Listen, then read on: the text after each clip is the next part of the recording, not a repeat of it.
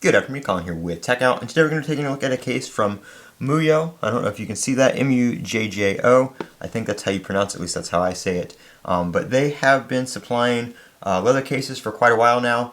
I've been trying them out on my last few iPhones. Ever since Apple stopped making leather cases, this has been the go-to for a good leather case. And they do have some new stuff out now for the iPhone 16 series.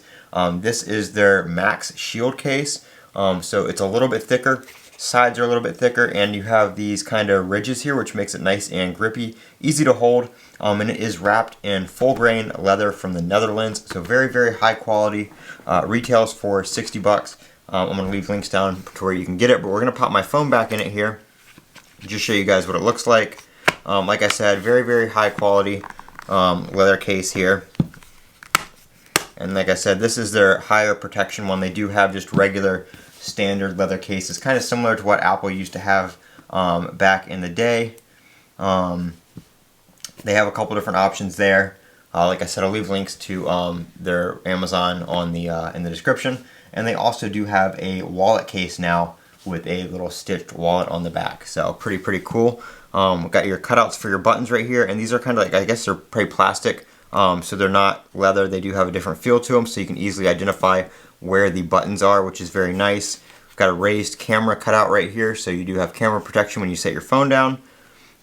Same thing for the power sleep wake button right there. And then for the camera control, we do have a cutout and a little kind of dimple, which I do prefer over just cases that have a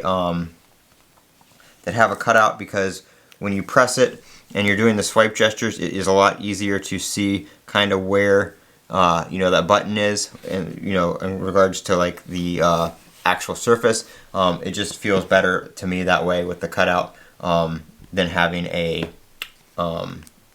just a flat spot, or it being like really thick right there. So very good there. Button works just fine.